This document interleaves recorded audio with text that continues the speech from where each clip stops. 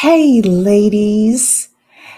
I am super excited today because I have big news for all of you.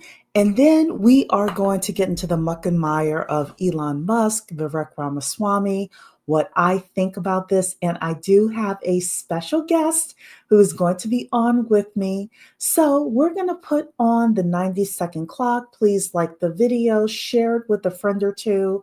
I have a lot to say to my upwardly mobile Black women. And my guest audience as well. Going to put on the 90-second clock. And then when we come back, we are going to get the show started. So here we go.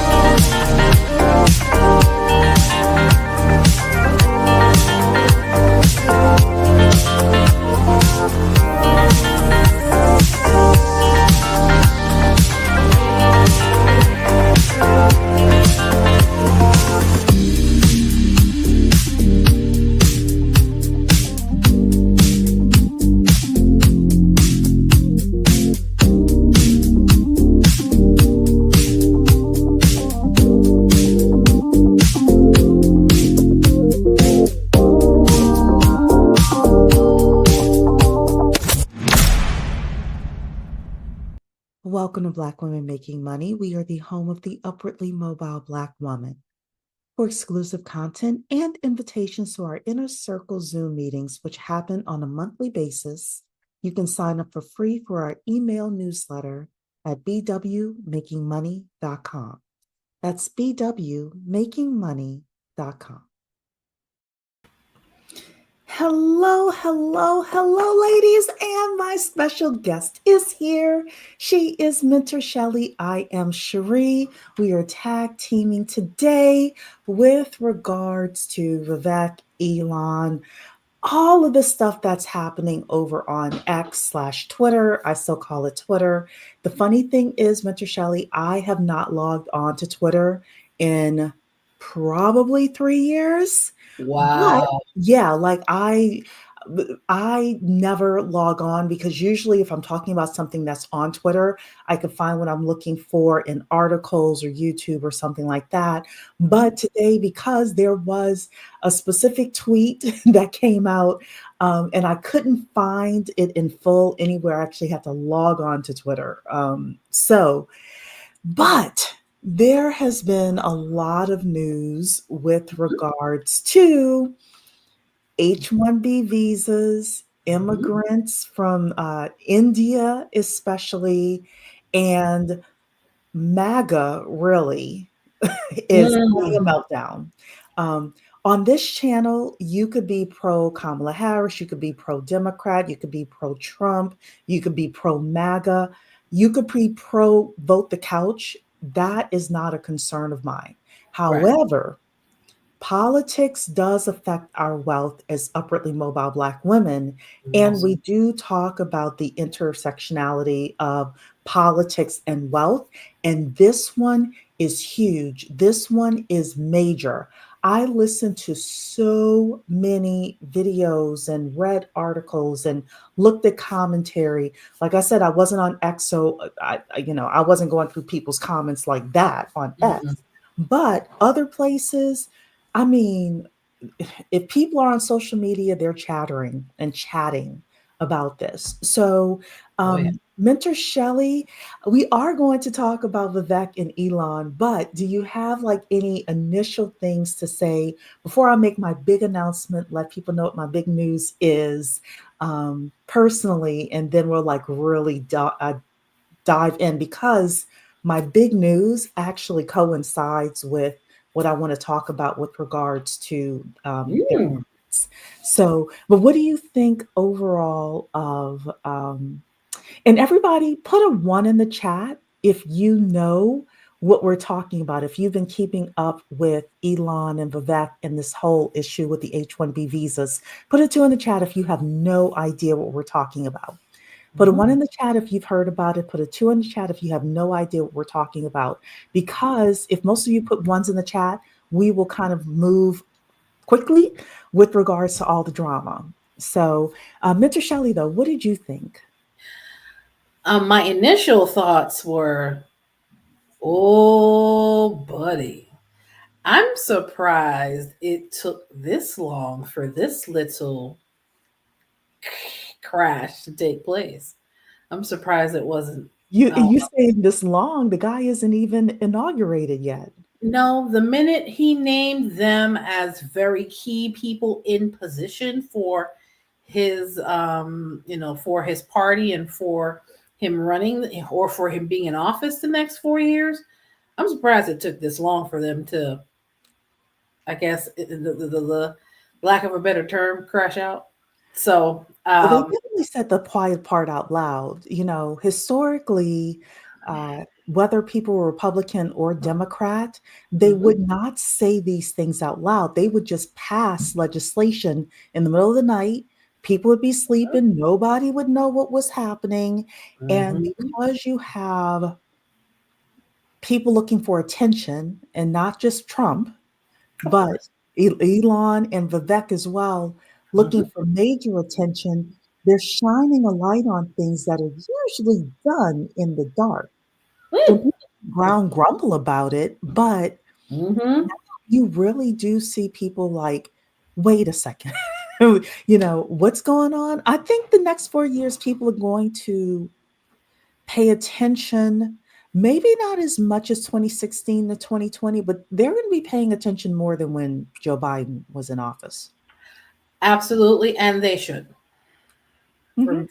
for a myriad of reasons. They absolutely should. Yeah. Yeah. Yeah, So, absolutely should. so we have a lot of people saying one here. I want to say hello to everybody who is here. Shar is in the building saying greetings. Murder Hello, Sean. is here. Jay Antoinette is in the building saying hello to both of us. Mama Hello. Earth is in the building. Victoria saying that she loves you in the green. Thank you. Thank you. She's Thank wearing you. the beautiful green and pink. Blossoming Bloom has a one here, so she's heard about it. Jay has heard about it. Notary World has heard about it.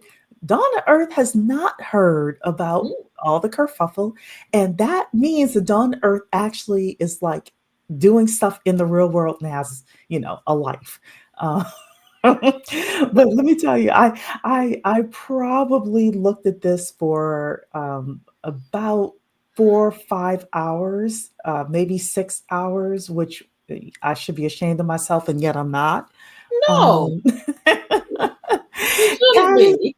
Kat is saying, "Hey y'all, Sean has heard about everything that's happening. Kat has heard about it. Sweet Lady has heard about it. Kay Sherelle is saying afternoon. Good afternoon. Good evening. Good. Victoria's only knew about it because I mentioned it. All three of us are on a text message thread together, and I Mhm. mentioned it. And now they're invested in it as well. Kay Sherelle does not know about it. She's also got a life, so good for her. Um, Livin' Lovin' is saying she has heard about it, and Amethyst saying, "Hey, caught another live. Well, welcome. Tonight's live is going to be informative, ladies. It's going to be messy. It is going to be messy. We want to talk about the mess, but it's also going to be informative as well. Absolutely. And KB is here as well. Okay, so let me tell you what my news is, Mentor Shelley. Do you know what my news is? Yeah. Come on now, drum roll, please. I wish I knew how to do all this to the drum roll I sound thing. know, I know. I wish I had the noises or whatever sounds on my computer, but I don't. My news, ladies, my Yes. news is that I got a promotion at work. Yay! Yes. Yay! Awesome. So I want to Yes. talk about the power of the pivot. And the reason why I asked Mentor Shelly to come on was to talk about that as well. Yes. So 4 years ago, I was very depressed.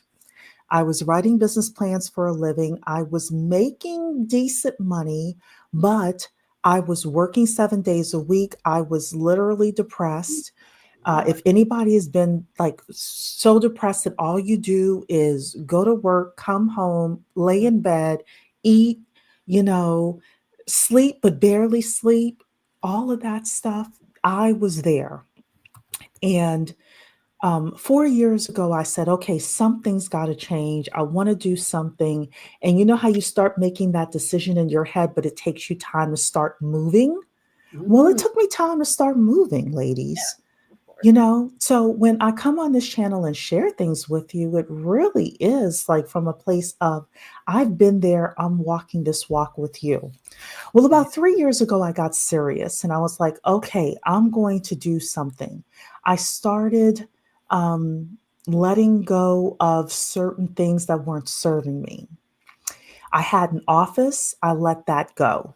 I let certain clients go. I literally was losing money in my business because I just wanted peace. And I decided, okay, what's the next step? And I ended up hiring a transition coach, a career transition coach. It wasn't Mentor Shelly, but I do highly suggest Mentor Shelly to people. But the young lady that I hired was good as well.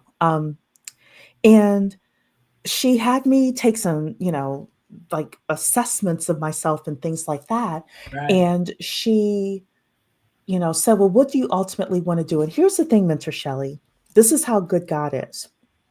I wanted to get into tech sales. I knew I wanted to get into sales, but I wanted to get into tech sales.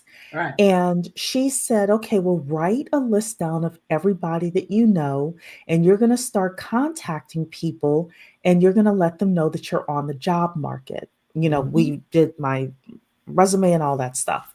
Right. And ladies, I did what she told me to do, even though it was hard, even though it was like, a little like, I wonder what people are going to say, things like that. I did what she told me to do. And one person that I called is my current boss today. And he called me back within 20 minutes and said, well, I'm not in technology, but I'm in real estate, but I've been looking for a person to lead the division of my mortgage company that I'm going to be starting. Oh. And I went through, job interviews with him and one other team member, Mhm. and it wasn't though. So the reason why I tell you to network is my job interviews weren't like other job interviews where people are hammering you. It was like, just is this going to be a good fit? Is this something you want to do? Is this going to be a good fit? Right. And I got the job. And when I got into the job, ladies, and I'm telling you this whole story for a reason because it's my testimony and I feel like it may help some people.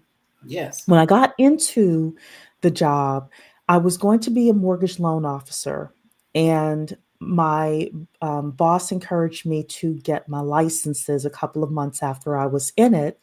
And then when I got my licenses, I went to the people in our office and said, okay, I'm ready to start doing loans for you. And they told me, no, not yet. They weren't mean about it, but they said, no, not yet. Mhm. And I'm here to say to you, sometimes when you get in and you start asking for those promotable tasks, or you start asking um, for promotions, or you start asking to reach to the next level, Mhm. sometimes the answer is not no, period. Sometimes the answer is no, not yet.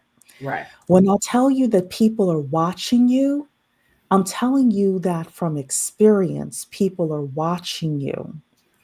So but my boss said, well, you can't do this piece yet, but you could do some other things. And here you go. And he helped me out. And he said, here's an olive branch. Start doing this, start doing this. Ladies, when I tell you, I did things like once a month, we have this meeting 3 hours away. I live 3 hours from our corporate office. I would drive there every month for 3 hours each way to go and sit in the office for an entire day for this full staff meeting and things like that. I, you know, every time my boss asked me, "Hey, Cherie, what do you want? What can I do to help you? Blah blah blah." I would always say to him, "My big goal is this promotion that I got." And about a month ago, he said, "You're ready." It took 2 years, well, year and a half, really, for him to say, "You're ready." But he said, "You're ready." And one of the people I knew in the office, Mentor Shelly, I had to get this woman on my side. I knew if she was not on my side, it was not going to work. Mm. And about 3 months ago, so for a year and a half, all she did was watch me. All Mm. she did, when I tell you people watch you, I know what I'm talking about, right? Even when you think they're not watching you. About 3 months ago, she said something to me that let me know that she was softening to me. About a month ago, it had to have been a month ago, she said that she didn't say she had been watching me, but she said something along the lines of, "I appreciated when I told you no initially, that you accepted it and that you asked what you could do and you went out and you did those things." Mm. And this specific person in the office is now one of my biggest champions. Mm.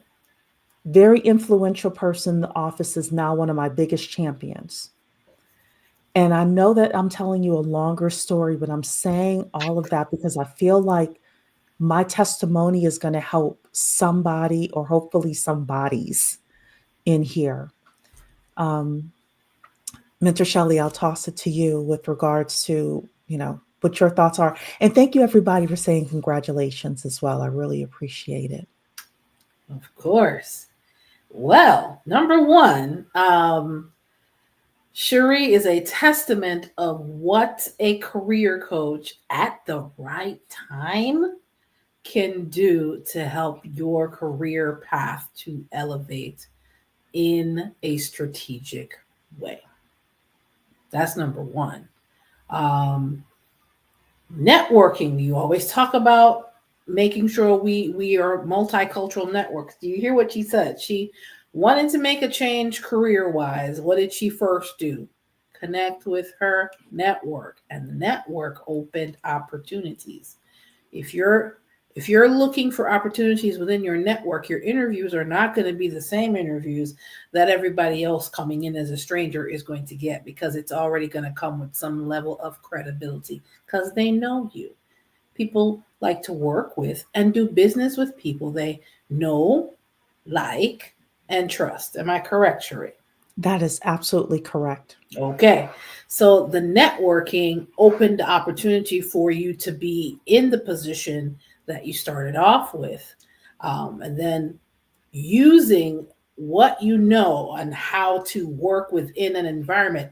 I was taking notes as you were talking. There are some key things. The networking screamed at me, of course. Hmm. Number one. Number two, before you start going over there, getting into a new work environment and start saying all kinds of things, please hunker down and make sure you are understanding of the work environment and the politics in which you work in.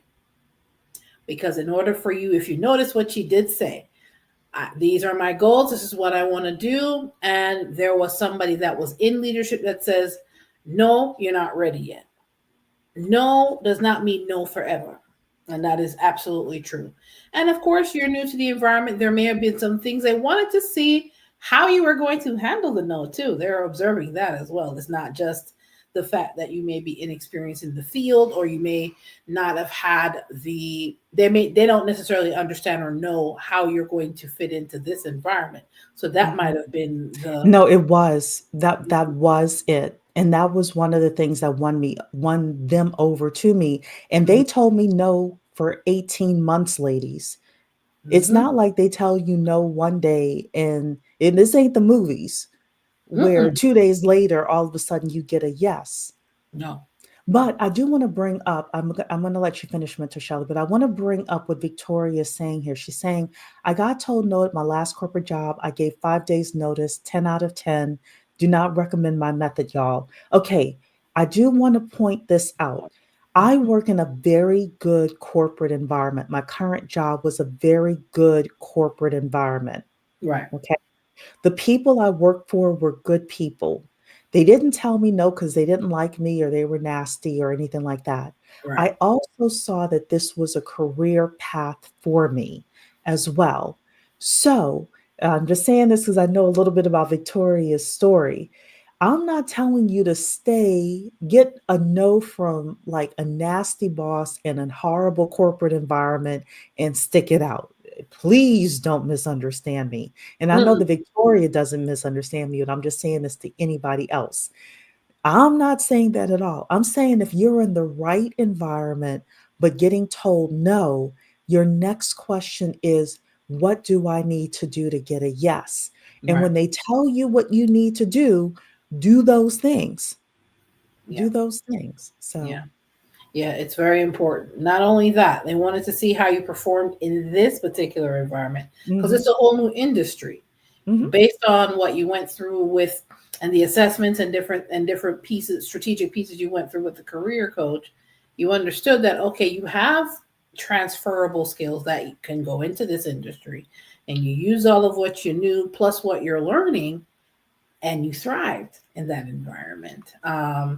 Not necessarily just dependent upon leadership, but because Cherie is Cherie. And Cherie is going to do what Cherie does best, which is excel in whatever environment she's in, because that's just Cherie, clearly. So you did the follow through, you did what you needed to do, and making sure that you didn't just give up when they said no the first, second, or third time. You put in the work. I'm not sitting up here saying that every corporate environment is the same. I don't necessarily say put in the work in a bottomless pit. Let's be clear. You have to know what kind of environment you're in and what kind of politics or politics, depending on the work environment you are currently in or the work environment that this fits. But she did what she needed to do. She followed through, and 18 months later, I'm sure it took some additional networking, some additional observations, and having key conversations with the right people. Those factored in to where she is now, which I am absolutely gobsmacked proud of you. Yes. And thank of you. course, with that promotion comes, guess what, ladies? Cha-ching. Extra, extra. Yes, yes, You know, lady. we don't Yes. do extra work for free. Come on now. No, We don't we play that game. don't. So when we talk about monkey branching every 2 years, this is monkey branching. This is Yes. monkey branching, definitely. So Victoria's given us context here, saying that she wanted me to replace my boss, who she knew wouldn't quit for another decade. And my position got removed not even a year after I left. My situation was more of a setup. Cherie's situation is definitely ideal. I wish that's how mine would have gone. Absolutely. So I got promoted. So thank you, ladies. Thank you again for everybody who is wishing me well. Congratulations to me. And, my big thing is I'm taking up my mother on a trip. I gave my mother the gift of more time in 2025 as my gift for Christmas because I was like, you have enough crap already. You know?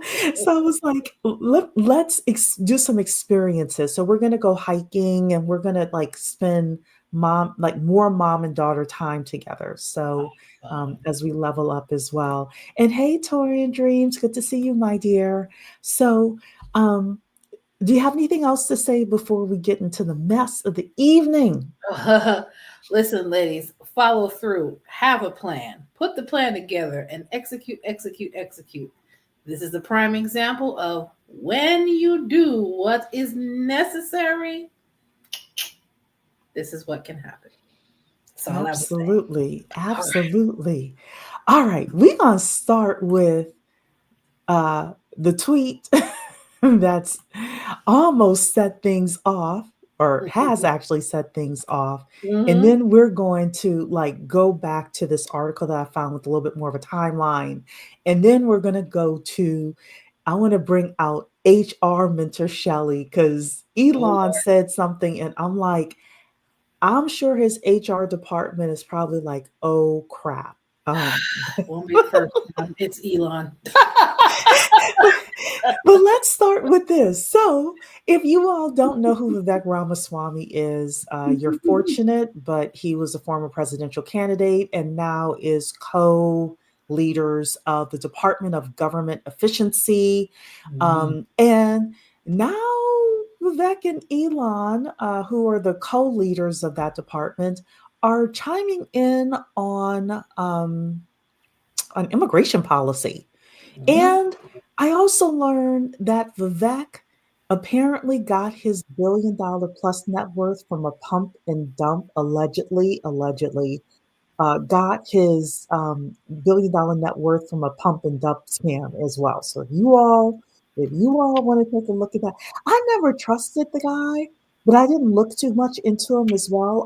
I don't know about you ladies. I trust my gut when I see people. And when I hear people, and I'm like, there's something like not right about this guy. So, um, but anyway, here's what he said. Here's what he said. And this was on Christmas Day, I think, as well. Mhm.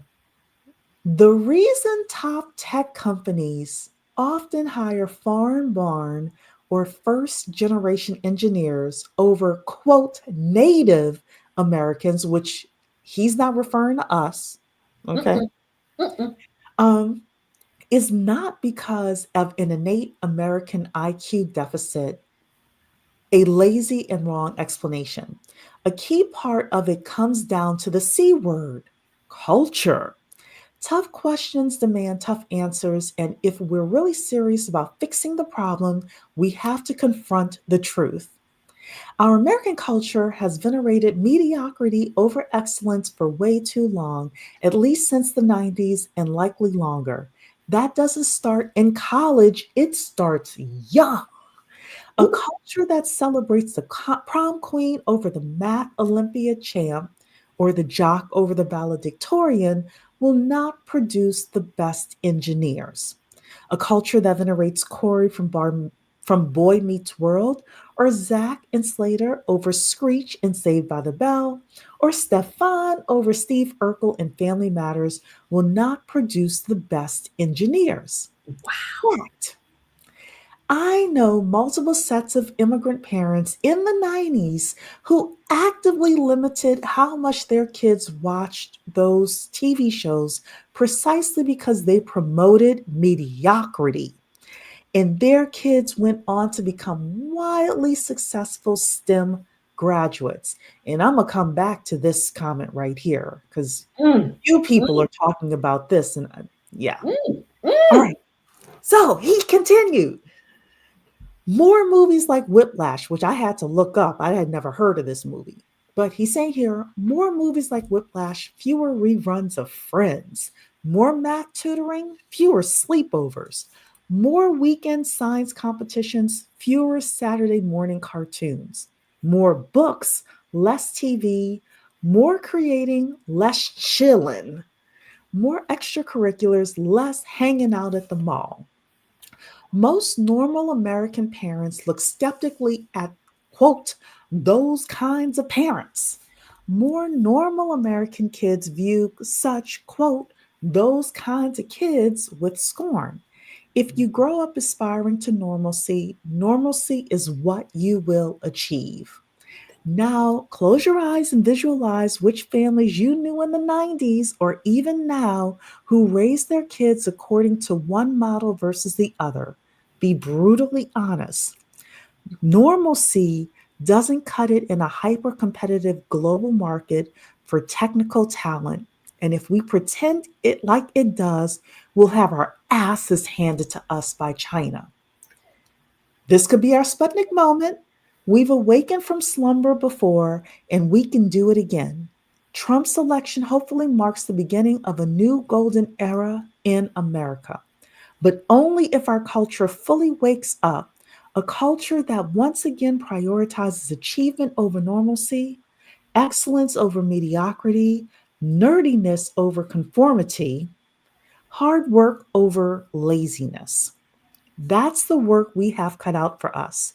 Rather than wallowing in victimhood and Ooh. just wishing or legislating alternative hiring practices into existence, I'm confident we can do it. American flag, American flag. Whew. Oh my. Let's start off with Hold on. I'm what do you missing think? something. I'm missing some pearls because I need to clutch You them. need to My clutch God, did your he? pearls. Ooh, Jesus, he got some folks together. Oh, my God. What? he Go ahead. he you want to agree with him, and yet the tone of it misses the mark so much. He's saying us, but he's really pointing it. It's like y'all. And I got the feeling he tested a lot of this stuff when he was talking on the Breakfast Club and about us. And now he's using that now that the election is over, let's say it like that, he's using that same language for other people. And I will say this, and then I'll let you talk. I don't think he'll ever be president of the United States. I think this has sunk his ship. If he wanted to ever become president of the United States, all they're going to do is bring this back up again in Republican primaries. He will never, ever, ever be elected. It's a shame. You know why? You know why I say it's a shame? Why do you say it's a shame? Because unfortunately, he put the mirror up in front of people that lack accountability on an extreme scale. Sorry. He That's my did. opinion. He did. And they're so dedicated to being mediocre that they're willing to tear down everything to not change. Because, truth be told, there is a lot of truth to what he said. There's a lot of truth to what he says, but I don't know if it's 100%. No. I saw a lot of comments from people underneath posts and videos and things like that saying, I have a PhD or I have the master's degree, I'm competent, and yet they still don't want to hire me. Now, ladies, I'm going to tell you my thoughts with regard to this and why I comment or did the thumbnail, why this is good for us as upwardly mobile Black women, because this entire thing that's happening here, this entire going back and forth is a layup for us if we play this right. If we play this right. But I want Mentor Shelly to continue on with what your thoughts are about this.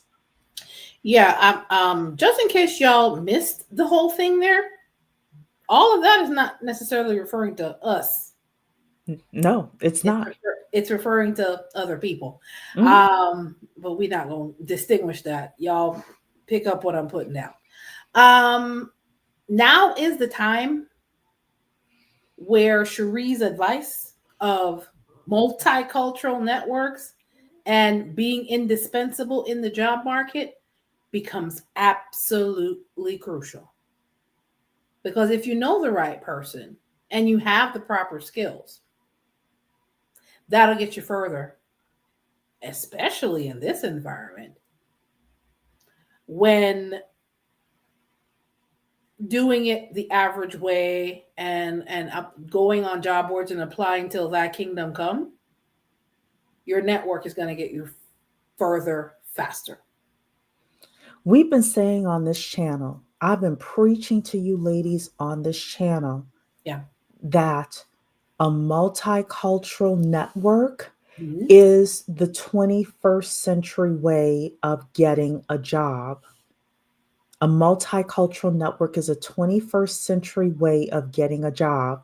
Yep. They will bring you in. You have to have minimum skills, like whatever the minimum is for your specific category. Like the job that I got, I had minimum skills. I mean, look, I'm very good with talking with people.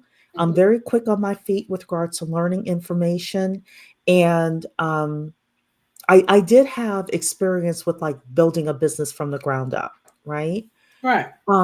But you know, the other thing that I want you ladies to really think about, because the super majority of people, I haven't heard anybody say this. Why the hell would I want to work for Elon Musk or Vivek Ramaswamy anyway? I told Mentor Shelly that.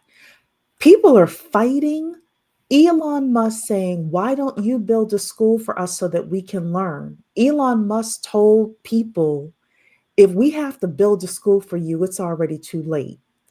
They're talking about getting rid of the Department of Education. So who knows if that's going to happen or not. 85% of Black kids can't read. The numbers of white kids that can't read or not literate are not too far behind us. A lot of us cannot do math at a proficient level.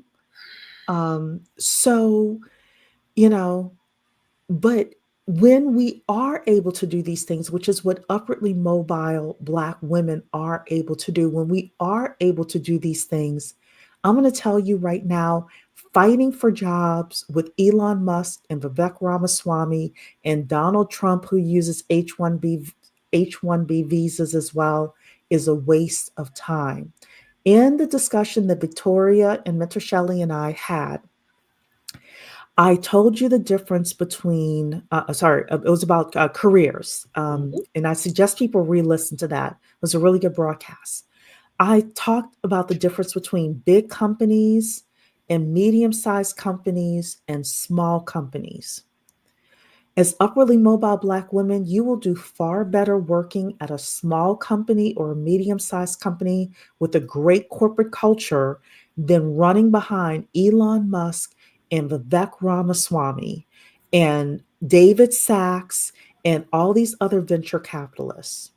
You're going Mm. to be infinitely better for it. Hmm. Yeah. Go ahead.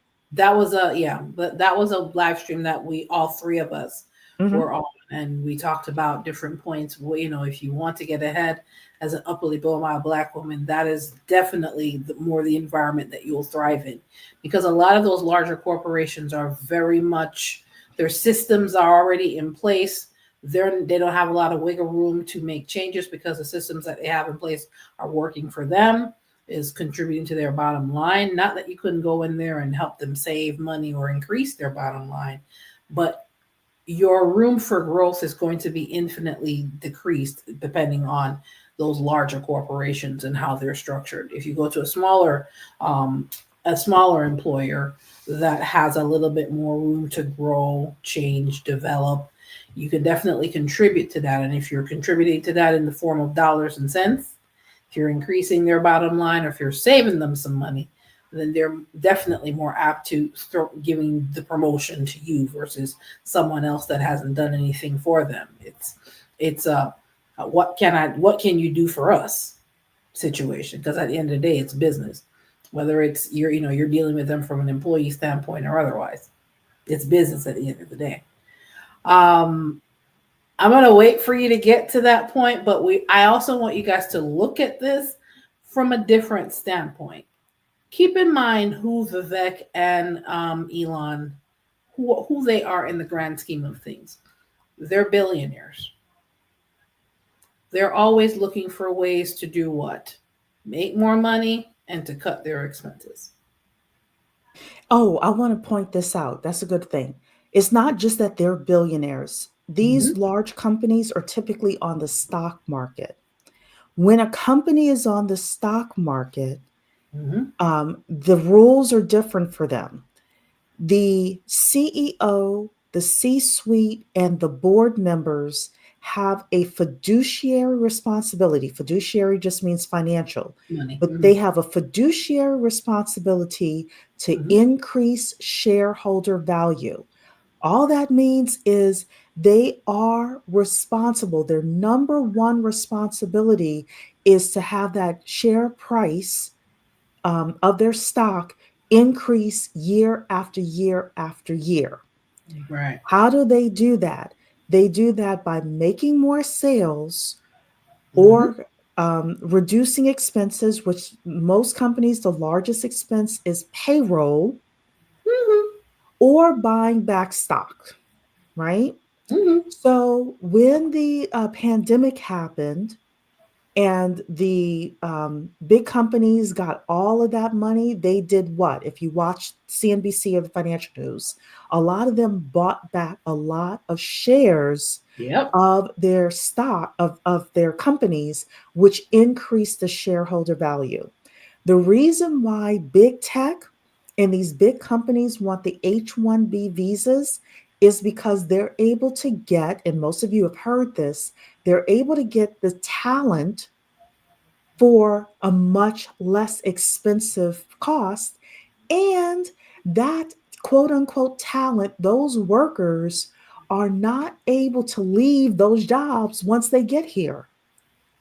So they know that they've got, um, in the words of Ann Coulter, an indentured servant, but they have somebody who does not have as much opportunity and choice as, you and I, right? Yeah. You did. So Yeah. I Yeah. want to say, I want to make one more comment because I want people to kind of understand what's happening here as well. Mm-hmm. The other thing that is happening is, and what sparked this whole thing is there's an Indian guy who is now going to be a special advisor to President Trump for AI. I He heard about. was introduced to everybody. I don't know, whatever it was the catalyst of this whole thing. And Mm-hmm. people found out that this Indian guy wants to. So right now there's a cap on the number of H1B visas that are given every year. I think it's 62,500 H1B visas. 65 This actually. 65. 65,000 Mm-hmm. H1B visas. Mm-hmm. This guy wants to remove the cap Mm-hmm. totally for the H1B visas, right? Mm-hmm. Okay. So when we look again how the intersectionality of politics and um, us as upwardly mobile Black women and wealth building comes into place. Outside of Elon Musk caring about his billions of dollars, what else is he also really, really pushing? Does anybody know? Mr. Shelley, do you know? His new SpaceX. No. Did you see Or his mother on Fox News? no, that I did not see. No, I didn't see that Okay. one. The birth rate. Oh yes, that. Right. Okay. All right. that So yeah. all of these things are starting to work together. Where, how do you get uh more people in the country, right? How do you get more children born, things like that?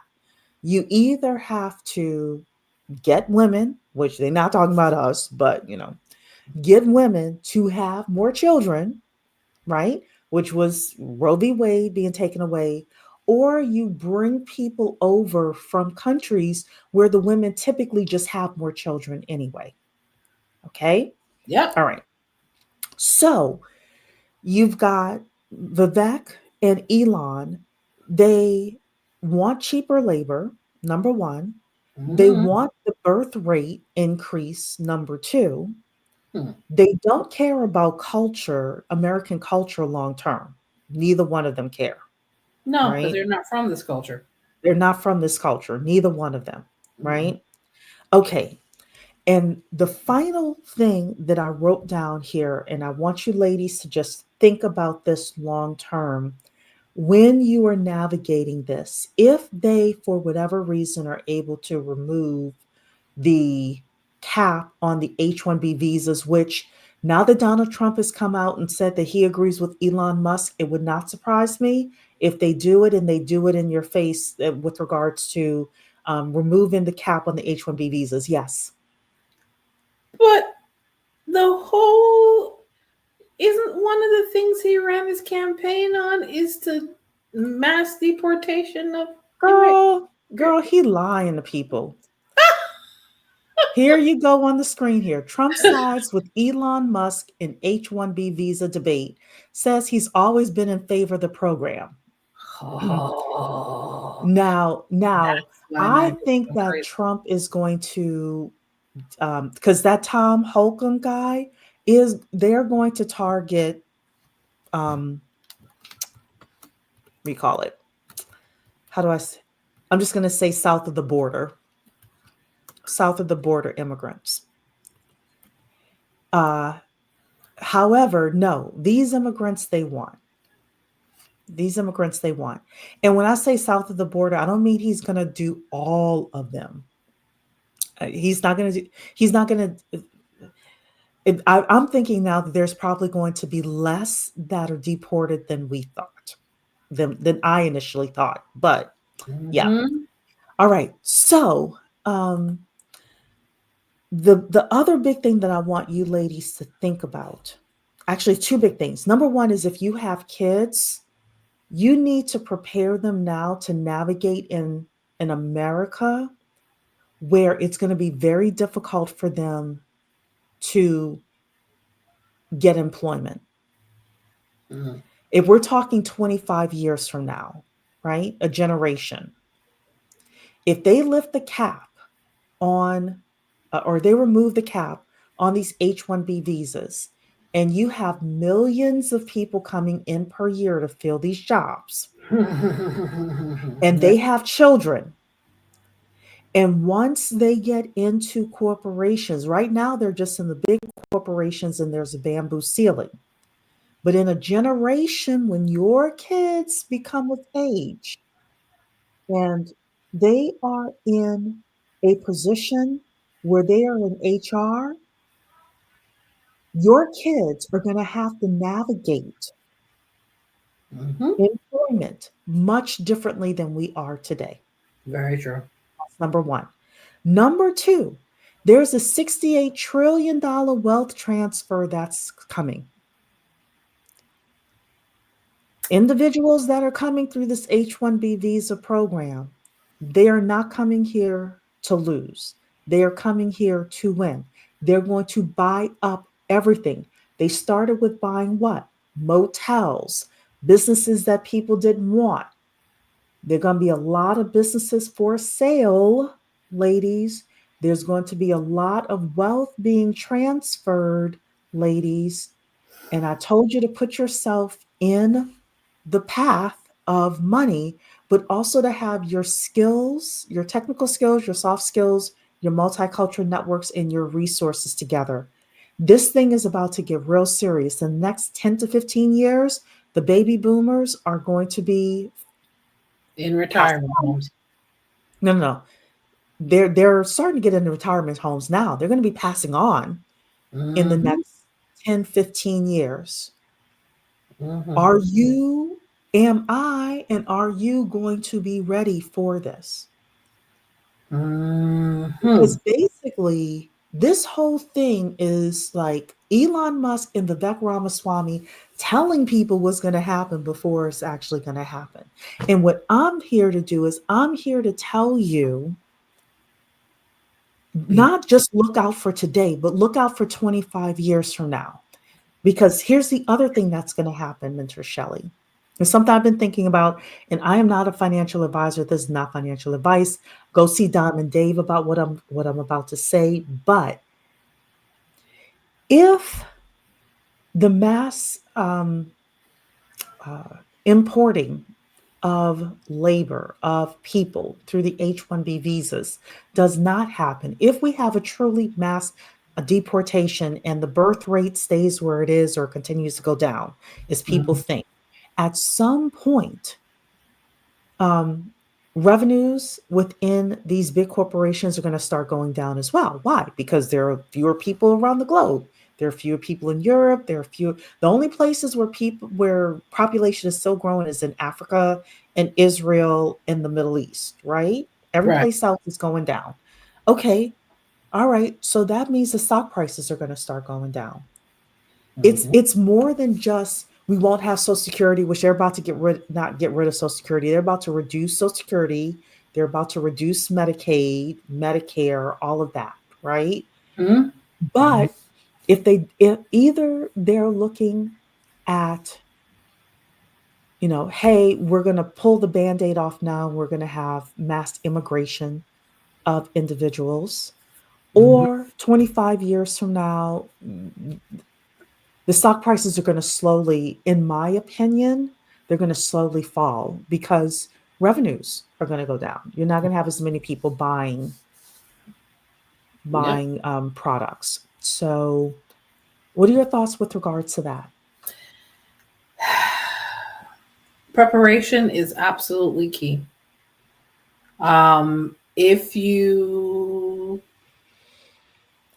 the type of careers that you choose to either remain in or you can pivot to has to be relevant in that environment. If you've been coasting, the time for that been over. If you can find yourself in any form of AI field or transition to that, if you're in a field that is not as lucrative anymore, make that pivot yesterday. If you have some assets, start looking for ways to acquire more. And of course, as you guys know, Miss Cherie is the person to go to if you're looking to inquire, to obtain investment property, things of that nature, Mm-hmm. other type of assets. So start gathering those. That's going to become very important in this new environment because that was like a Yeah. And, there are certain individuals, certain groups where once they buy something, they do not let it go. I wish I Once they wish buy something, once they get their hands on something, they do not let it go. Someone mentioned farmland, mm-hmm. uh, hotels, motels, real estate, Yep. stocks, cryptocurrency. I mean, outside of what they're going to be spending. Mm-hmm. Uh, Live and Lovin is saying also UMBWs, be aware that the groups coming in are here to get paid. They do not care about your American identity or civil rights history if it does not serve them. Do not fall on the sword for them. Mm-hmm. Absolutely agree. Of course. Absolutely agree. Um, Um, Go ahead. let me just interject. I didn't mean to Mhm, cut you off. But as a born immigrant myself, I've been in mhm, this country for a long time. But the mindset of my parents and the mindset of most immigrants that come in this country, because our parents drilled into us, the opportunities that are in this country are not where you came from. So make the most of the opportunities you have. Most immigrants do not come here to play. They don't. And sometimes we take it for granted that some of the opportunities that are here, that are still available, they're always going to be here. Clearly, based on the dog whistle, Vivek, just that Cherie just went through, there's a time limit. There's a time. There's a shutting down of a lot of those things. So if Mhm. you need to make some changes, if you need to do a pivot, Do it yes, now. it's the time. Do it now while it is still available to you. Whether you look like this or you look like this. Absolutely. Blossoming Bloom is saying the Deportation Project is going into effect. Just certain immigrants to private prison already prepared over 80,000 beds. I did see this. I did absolutely see this. Live and Love is saying, yep, you need to have real careers that are high paying for them, that they, I think the kids, that they can easily get into by the time they're 18. Black women, your goal should be to have a highly profitable, cash flowing business for your kids. Yeah, there are certain countries where if the family does not have a business, the kids cannot work. The family members cannot work. Yep. So, we need to kind of reset and rethink how we're going to do um, the next 25 years. And I will say this again, because some of you, if you've been following the channel, you know I voted for Trump, but I was never delusional about Trump. I'm also here to say, if you're part of the 92%, which is perfectly fine with me, I was fine either way. Don't think just because Kamala wasn't put into office that this wasn't going to go through anyway. I just think if Kamala got in, it would have been passed quietly, and now it's on Front Street. Now it's on Front Street. So I do want to show another thing here that Elon said. Investing in Americans is actually hard, really hard. It costs money and time and effort to make a person productive. It's a short-term net loss. It's much easier to bring in skilled workers who might not do quite a good job, but will work for a fraction of the cost and be happy just to be here. The guy wrote this. Wow. On Twitter. You said the quiet part out loud. He's saying these people are saying the quiet parts out loud. And the final thing I want to show you, so this is going to be Mentor Shelly is going to have a field day with this one. Okay, so this is a guy named Autism Capital, and then Elon Musk responded to him. He said here, so basically, the right splits into two factions, the tech right and the right. And the tech right is like, quote, hey, we need H1B visa people to do the jobs. And the right was like, quote, no, you need to hire Americans. And the tech right is like, quote, but you guys are Okay.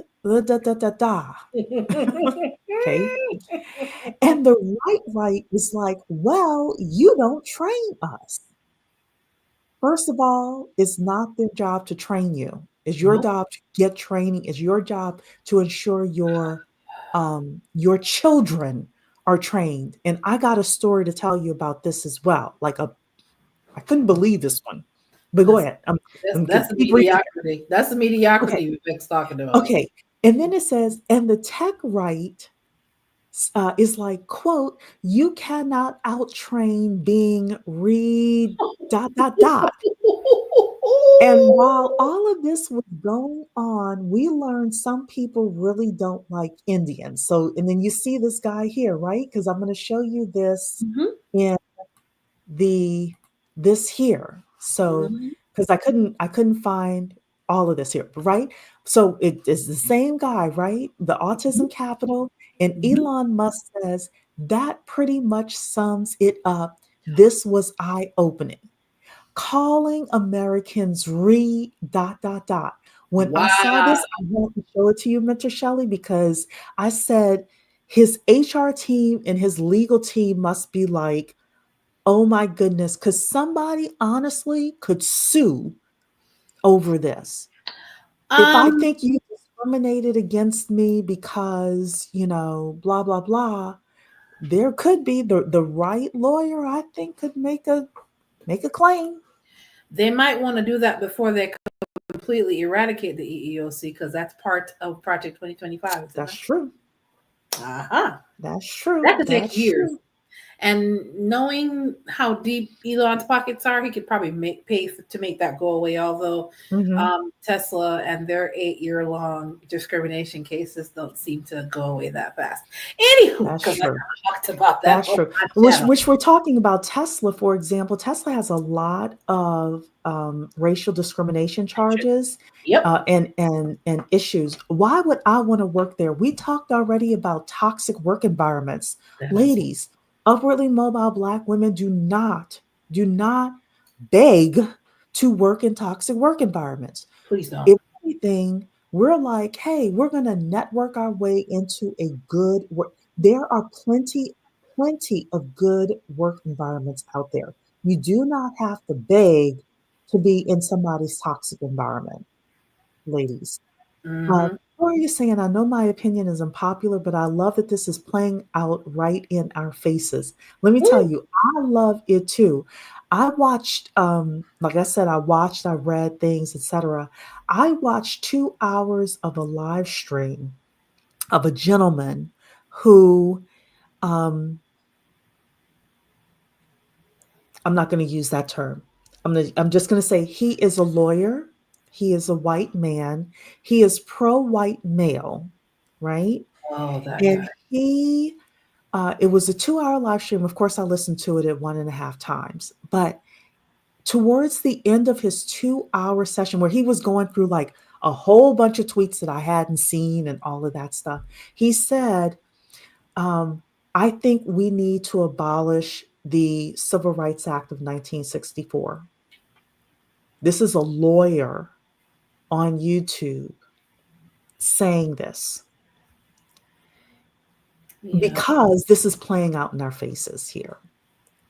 Yeah. So, I'm grateful for two things. Number one, it is playing out on you know the public stage.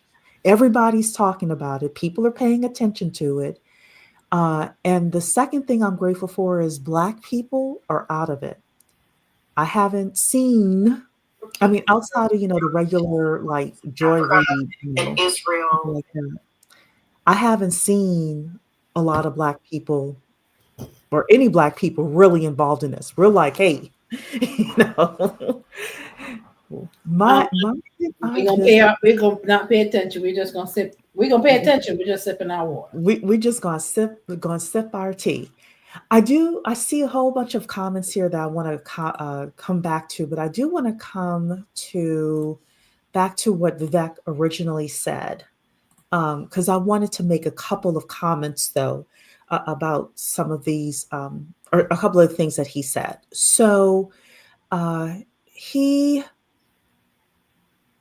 said here, I'm going to start from here.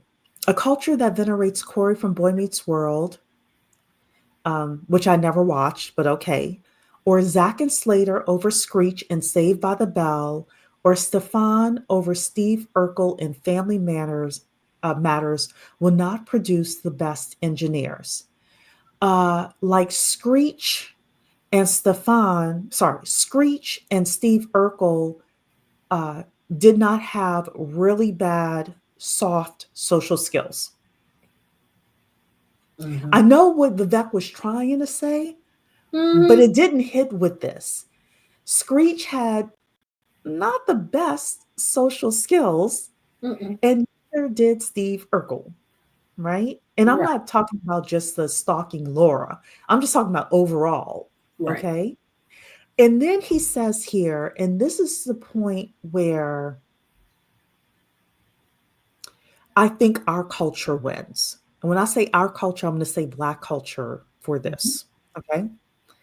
He says here, fact, I know multiple sets of immigrant parents in the 90s who actively limited how much their kids could watch those TV shows precisely because they promoted mediocrity, and their kids went on to become wildly successful STEM graduates. Okay. Um, if you begin to watch any Asian American YouTube channels, Mm-hmm. they talk about growing up Asian American. A lot of them talk about growing up Asian American. And it was not lollipops and rainbows and people being successful STEM graduates like Vivek is putting on display here, right? He's saying fewer reruns of Friends, let's say Martin, let's say Living Single. Probably Living Single is better, right? Mm-hmm. He wants us watching fewer reruns of Living Single for us, fewer sleepovers, fewer Saturday morning cartoons, less TV, less chilling, less hanging out at the mall. I can get with that overall. But if you restrict your kids so much from doing all of these recreational things, you end up with the bamboo ceiling. You end up with a person who has great technical skills and really bad soft social skills. And Mm-hmm. because they don't have the best soft social skills, they can't get in to the multicultural networks. And because they can't get into the multicultural networks, the only way they can get into a job is through an H1B visa, and the HR manager or the recruiting manager being the same ethnicity as they are. Yeah. That's the glaring issue that I saw with this. Yeah. Because I'm going to say this one thing, Mentor Shelley, and then I'll definitely send it over to you. Mm-hmm. There has to be a balance for children. Now, I am also for more math tutoring, right? I'm also for more weekend science competitions. I'm also for more books, more extracurricular activities. But guess what somebody else told me? Or sorry, I was listening to somebody. Um, they said you have to have resources in order to do that. Everything that Vivek mentions here with regards to um, what do you call it? Math tutoring, science competitions, you know, books, reading books. Yes, you can go to the library, but extracurricular activities, these things cost money. These things cost money. You can't level up without the resources. So, um, I got one more thing to say, Mentor Shelley, but I'm going to let you chime in, and I want you all to. I'm going to put a note here so I can remember my story because this is a good one. But go on, Mentor Shelley.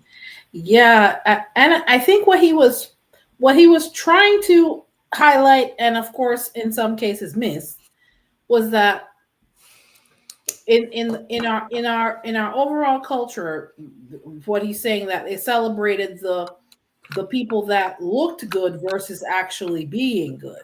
Mm-hmm. Or he was trying to say, well, we praise what looks good versus praising excellence. And I think if he had just said that instead of using some of those examples, then maybe it would have probably, the point that he was trying to make would have been communicated better. Mm-hmm. And he, keep in mind, this is a person that may have also came here like Elon Musk through an H1B visa. No, Vivek didn't. Vivek was So born here. he was born here, but Mm-hmm. I did see where Elon Musk His said his that's parents. I think Vivek's parents came in through H1B. not. Oh, okay. Yeah. Yeah. Yeah. So it just depends. They have personal ties to people that came to the country with that. So of course, it's going to also help the companies that they own. So they're not going to. This is not something that they're going to they're going to vote against, so to speak. But at the Mhm. end of the day, we also have to understand the mess. You look at the message, but you also have to look at the messenger, Mhm. weigh it based on that, and understand that yes, he was not necessarily talking to a certain sector of people, but he was talking to a certain sector of people. But at the end of the day, that's subjective based on who you are and how you receive that information. But when you get down to the crux of it, money is really what's driving a lot of the conversation. Mhm. And unfortunately, the group of people that um that wear the red hats were in their feelings because one, somebody called you out and you didn't like it. Um but it speaks to a larger issue because they claim that, oh well, we are going to still use people that are on those visas. It's not that we don't have the talent, it's that they don't want to pay top dollar for the talent. And they also don't want to invest in future talent either. No, they don't. They And they don't. So, you know, no, we one thing that I can appreciate mhm. is they're telling you, like, so we as Black people are used to this, right? People tell us straight up what they think, what they're going to do, what they're not going to do. There's a certain segment of America that's not used to the straight talk. They're used to people lying to them, Coddling them. coddling them, things like that.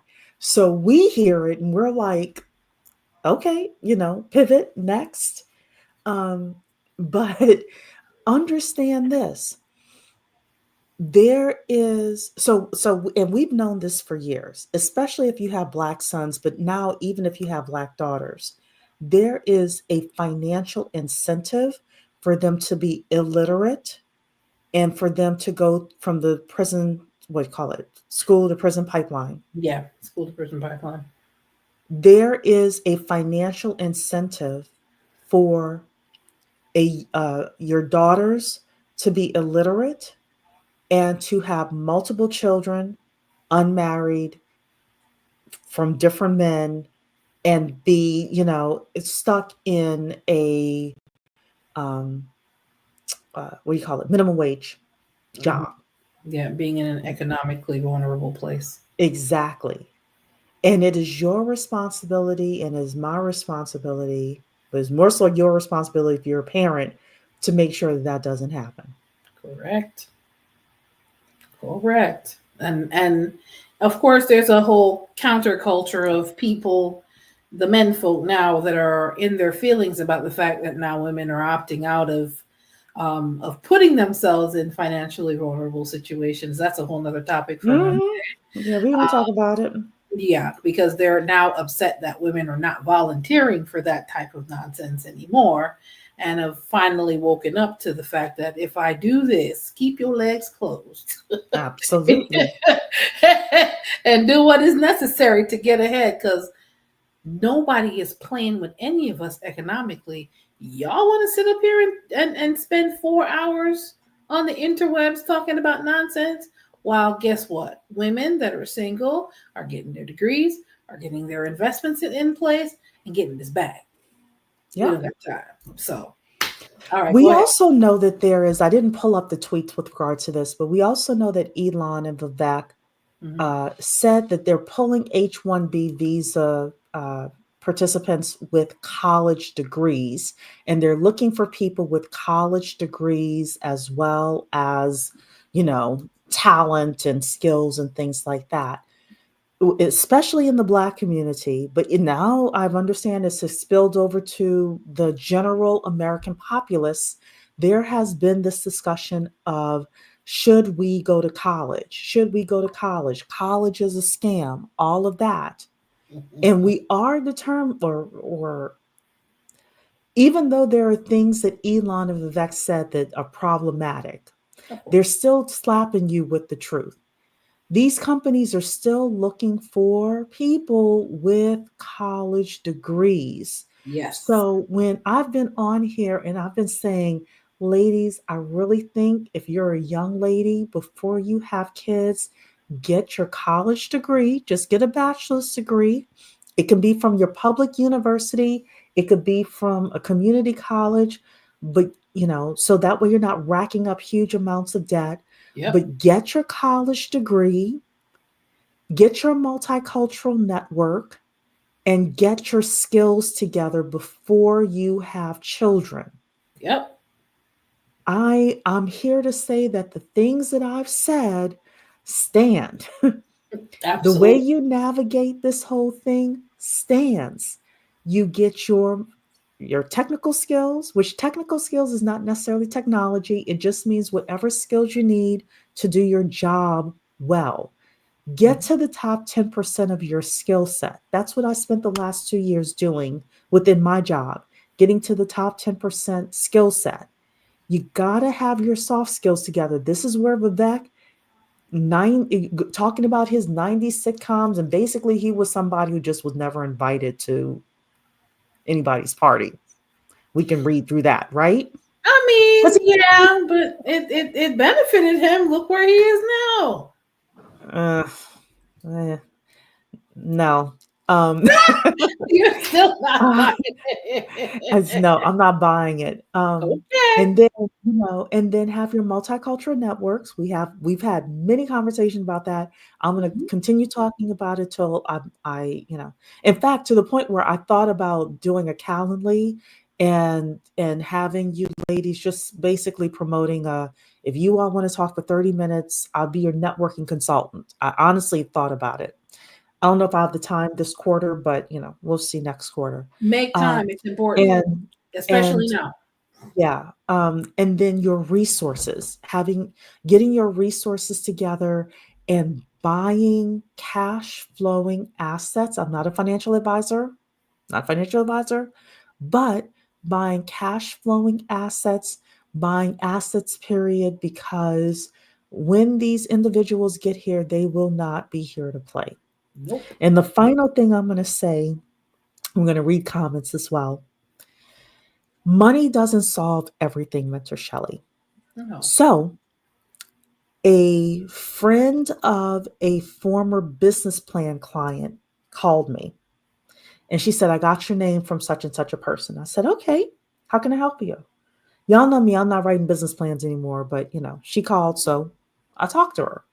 She said she sent her kids to a Montessori school, Mentor Shelly. Mhm. Mentor Shelly. She paid $90,000 for her two kids to go to this Montessori school, and the kids still can't read. She spent $90,000 for two kids to go to Montessori school. It's supposed to be one of the best schools. The oldest kid is in the second grade, was held back. The youngest kid is going into the first grade, and the kids can't read. Not all Montessori schools are created equal. I agree with Purple Rain. You're right about that.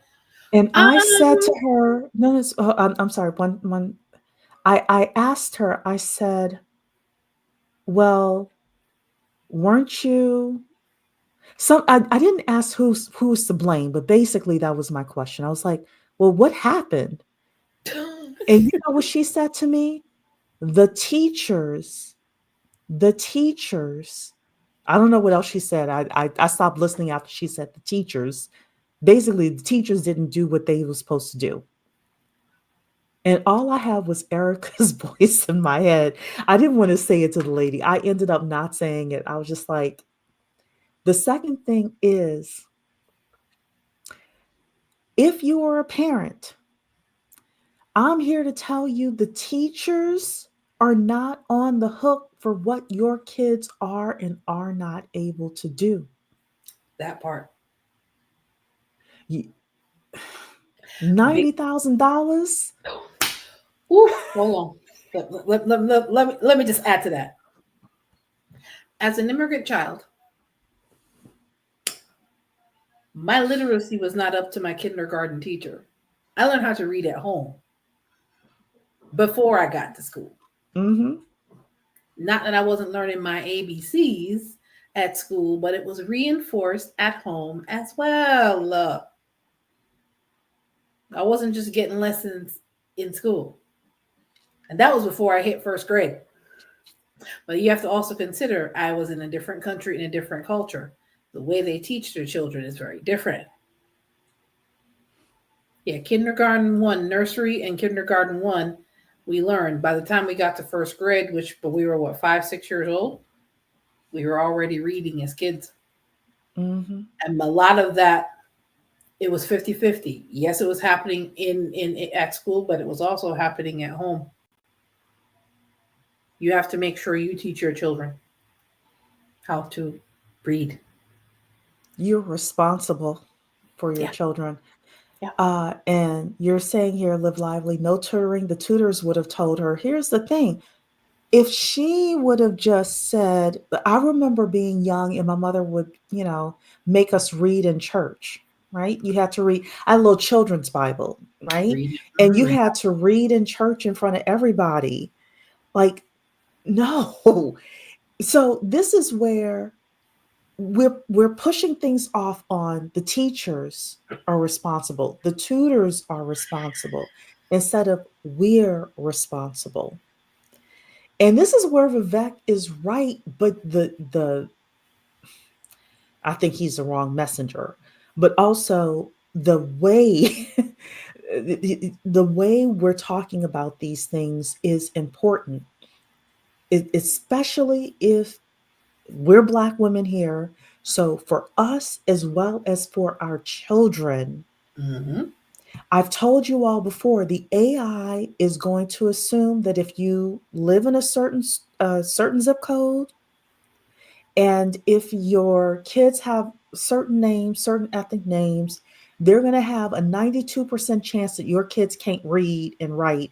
And if you're putting your kids through, like your kids are going to do a resume 25 years from now, they're going to say, chance that such and such a person can't read, 92.5%. Nope.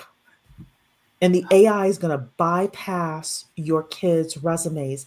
They're going to bypass your resumes if they think you all can't, if they think that you can't read. This is why I'm pushing so much about the multicultural networks. People need to know you. They need to know you. Yeah. Because the companies are not investing you. Elon Musk, Vivek Ramaswamy, Donald Trump, the teachers on the ground, they're failing us. However, there's more than enough education that can be done, whether it's YouTube University or Coursera or, going to community college or whatever needs to be done. There's still plenty of resources in, in the country and in our neighborhoods, things Yeah. like that. We just have to know how to tap into them. Very true. There are a ton of free resources available. Absolutely. There are ways to level up, ladies. There are ways to level up. Yeah. The library Cicely is here saying she could have used that money for tutoring and educational resources, put her kids in public school, which is what she ended up doing. Her kids are now in public school, and they would be at the top of their class with that amount of money. Yeah. Kamora Lee Simmons sent her daughter to $100K a month private school in Switzerland, and guess what? Her daughter graduated from Harvard. Is this the one that was on the boat with the old man? Purple Rain? I think this is the one that was on the boat with the old man. So this is where I'm like, just because people have money, I'm not jealous of Vivek or anything like that. I'm just looking at reality. Yeah. You telling me you went to Harvard and yet you're on a boat kissing? Did you see Mentor Shelly? Mm-hmm. He had to have been 90, 85, 90 years old. And she was like 22, 23 years old. Evidently, Harvard didn't do everything it needed to do. Evidently, $100K a month private school didn't do what it needed to do. Woosah. Your daddy is Russell Simmons. Um, uh, And uh, that could have a lot to do with it on the other side. Your daddy is Russell. Your daddy has been rich since the 90s. Your mama has Everybody was. more connections than, and you have to be on a boat kissing up an 80-year-old at Mhm. 23 years old. I need. And I'm supposed to think that this is the come up? Let Come me see. on. I need my tea in this here bottle. Hold on. Come on. Are you saying that was because Kimura's daughter was bored or somebody else? It's Nah, about daddy issue. Then I don't, there you go. And some other stuff. and some other stuff. Hmm. She probably went to Harvard just to say she went there. Probably no networking at all while at Harvard. Yeah, but this girl is already networked in. She's her mama and her daddy. You got this girl was born on home plate, Yeah, practically. yeah. There's some other stuff going Oh on. my gosh. There's a lot. There's some other dysfunctional stuff going on there because how their relationship started. Let's be clear. Yeah, It gives some. Her mother and father's relationship started out a little similar, yeah. and generational habits die hard. Anyway, I'm gonna You leave know it what? right there. So I'm going to start up from a little bit further up here. So Yeah. Hmm. let's because we had a lot of comments tonight, and Yes. we've been talking. And let's see here. Shar was here earlier. I have two friends, males, that just quit their jobs. Victoria, you know your worth. Clearly understand that move that you made. This is from Victoria earlier, Yes. talking about quitting her job. Notary World is saying, this is why I am not anti-college. All No. this take boot camp for tech is helpful. However, college degrees in engineering is top of the line. And I'm saying once you get those college degrees, you network in college, you get your skills together in college, and try to go work for a small company or a mid-sized company. Hmm. That's going to be your best bet. Well. It's going Hmm. to be your best bet. Vivek was really giving nice guy incel vibes with that diatribe of his. Yes, he was. Look, um, Viv was also funded under a Soros Fellowship. I did hear about this. Oh. To attend grad school. It was meant for first generation immigrants. Not only that, Mindy Kaling, the actress, her brother got a scholarship that was meant for Black people. Her brother, who is Indian, put on his paperwork that he was Black and got a scholarship based on that. So, yeah, look, these people play the game. They do. Um, let's see here. I just find it funny because you and I were just talking on the Zoom meeting how WASP weren't checking Indians. Then he says this. He just put a target on his people's backs. Yeah, yeah, he did. But they have more ways of protecting themselves than we do. So let's just say that. Mm-hmm. I don't agree with his argument that a certain group is better, though. He's right about American culture and what we praise value. So, yes, however, we need a balance. If I had a child today, I wouldn't want my children to grow up like the supermajority of Indian and East Asian parents, because those kids, when they grow up and they get on YouTube, they say a whole lot of stuff that lets you know that their life and their lifestyles are not what they're cracked up to be. And a lot of them are in STEM. And I'm not saying that everything is about being passionate and about your job and doing everything that you want. Right. But I did hear a story, and I don't know if it was it. I know it was an immigrant. I don't know if it was a Nigerian or an Asian person, but his parents pushed him to become a dentist, He became a dentist and he was so miserable, he ended up drilling a hole in somebody's tooth and messing up their tooth. So you got to be careful about people who are pushed into some of these professions. And I can understand why their parents and their culture pushed them into the professions because they would have the greatest chance for economic success. Right. But there are a lot of people who are unhappy, and yet they're in medicine. They're your nurses, they're your healthcare workers, and they're working on you.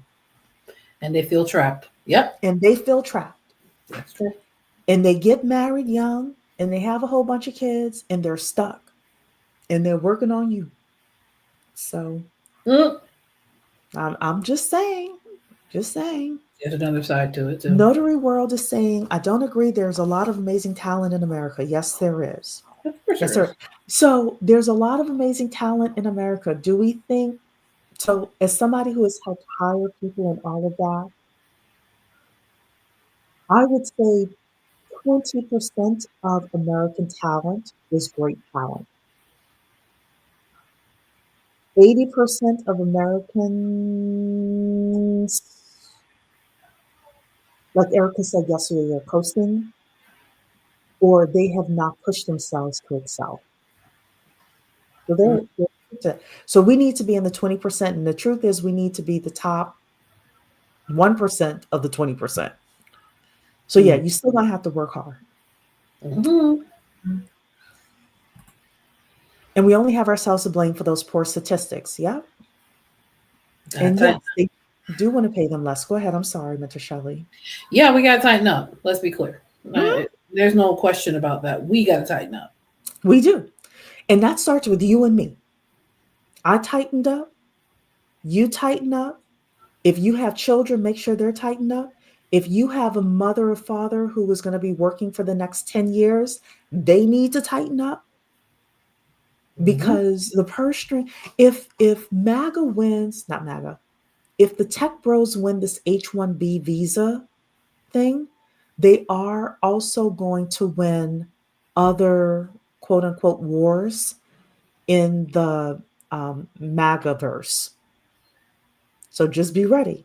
Elon Musk already said that America and Americans need to go through a period of pain with regards to, oh yes, he said it on a podcast before the election happened, with regards to our economics and our economy. And, he talked about reducing the federal budget. He's not going to touch the Pentagon because apparently he gets Pentagon defense contracts, even though they can't find $840 billion. But I mean, yeah. Look. Wow. And let me tell you, somebody knows where that $840 billion is. Don't get it twisted. Right? Of course. But yeah, look, if and when they win this H1B visa thing, this other stuff that they want to put on the chopping block that's going to be difficult, or unpopular in the MAGA's verse. Traditionally, they would do these things, 12 o'clock at night on a Saturday. And now it's going to be wide open in front of everybody. And they're going to say, yeah, we're doing it anyway. So what? So I'm just warning people now, get your resources together. Purple Rain is saying, I have a few friends on H1 visas and they are going through it. Yeah, look, they are stuck. They have them on almost like an indentured servitude type of situation, because once they stop working for the organization, their visa is. Yep. Purple Rain is saying, over in the UK, the Indian Prime Minister wanted to add more workers similar to what you said about the H1 visa with their version. Oh. Yeah. Spreading out. Yep, Sharon Krishan is his name. That's the guy who's the AI guy for President Trump. People of his background have been trying to lift the H1B cap for years because of Silicon Valley, and is seeping through other other industries as well. Mm-hmm. It's not just the tech bros anymore. Mm-mm. Um, Musk states he wants high IQ people in particular to have more kids with each other. Yep. He wants more high IQ people. I also think he wants just more people, period. Did, Um, did you remember what his mother said in that interview uh, last week or week before last? yeah, it was, I want to say it was last week, Fox News, Elon Musk mom interview. Let's see if I can find it really quickly. Mm-hmm. Let's see, birth rate. Mm-hmm. Uh,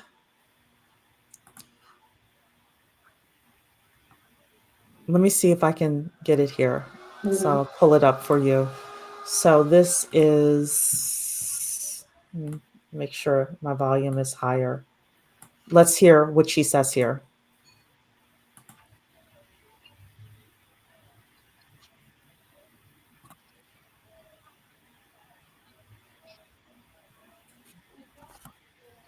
Guess we know where he gets his direct speech or direct way of speaking to people from.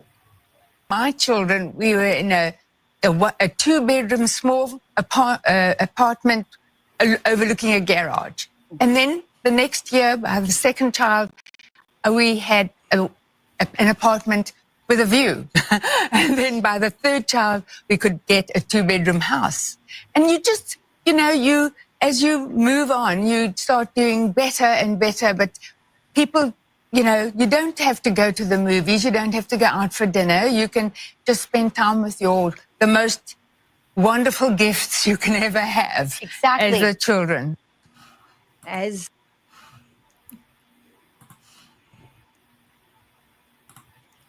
Did that play? Could you hear it? Yeah, we can hear it. Okay. All right. So that was what she said. Basically, don't have a life, raise these kids, have these kids raise these. Because the host said, hey, a lot of people aren't having kids because of the cost of having children. Oh, And, hold on a second. That uh-huh. wasn't the worst part. The Okay. worst part of what she said was Mm-hmm. have more children so they can work for my son. Mm-hmm. Yeah. Yeah. Look, she understands the assignment. She definitely understands the assignment. And for a while, I went down the rabbit hole of listening to a lot of the birth rate people who wanted to increase the birth rate. And they talked about increasing the birth rate. And all I ever heard was, we need to increase the birth rate. People need to have kids because the economy is going to collapse. We need to increase the birth rate. People need to have kids because who's going to take care of the older people with the retirement system and the social security system? It was always, always, always about money. It was never about the quality of children. It was never about the quality of life or humanity. And the supermajority of people who are yapping about increasing the birth rate are venture capitalist white men. The supermajority of the ones that I saw, Yep. VC white men. I didn't see a black man in sight. I didn't see a black woman in sight. I didn't see a lot of women, period. Now, there was one, so I do listen to Malcolm and Simone Collins. They are, let me pull a picture up of them. Mm-hmm. They are eclectic, Hmm. to say the least. This is, let me share this tab here. And let's see here. This is them. Oh, I'm sorry. It's not showing. Mm-mm. Here you go. Okay, sorry. This is them. Oh. And they did. So they have a podcast where all they talk about is the birth rate.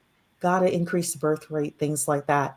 And they did one session where they talked about Black families. And they basically talked a lot about we need to bring back the Black church. And I was like, okay, you don't understand any. And they did not have a Black person. They did not have a Black person on the podcast with them talking about the Black family and I was like, What? yeah, yes. So, the whole birth rate thing is, That's the audacity for me. yeah. I'm just telling people now that if you choose to have children, which children are a blessing, if you choose to have children, you really do need to understand the father of your children is the most important financial decision you will ever make. Yep. I don't care what anybody says. The most important. If that man leaves, the entire cost of raising that child may be on you. The cost of raising children, like an upwardly mobile child, has gone up to $350,000 on you. Okay. And this woman spent $90,000 to put her two children in a Montessori school, and the kids still can't read. So, like you had better be on your game if you're going to have children and raise them in 2024. Is all I can say. Wow. Wow. And I'm not talking badly about that mother. I'm making the point that money doesn't solve everything. You have to be watching. Yeah. Even if she didn't have the time, she would have been better off spending less money with private tutors to make sure they know how to read. Mm-hmm. Absolutely. Private tutors would have cost less. So Purple Rain is saying he wants the smartest immigrants here and wants to get rid of the low-skilled workers.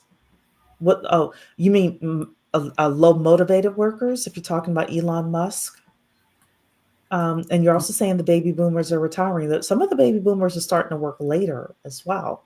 True. So, Purple Rain is saying here lots of farmland for sale because I was mentioning the wealth transfer that's happening.